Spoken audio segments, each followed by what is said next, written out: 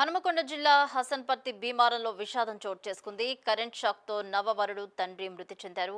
పెళ్లిపెక్సి తీస్తూ ఉండగా current shock తగిలింది. వారం రోజుల క్రితమే కొడుకు వివాహం. అయితే ఇద్దరి మృతితో శోకసంద్రంలో కుటుంబ సభ్యులు ఉన్నారు. ఈ ఘటన అయితే తీవ్ర విషాద ఛాయలైతే ఉన్నాయి.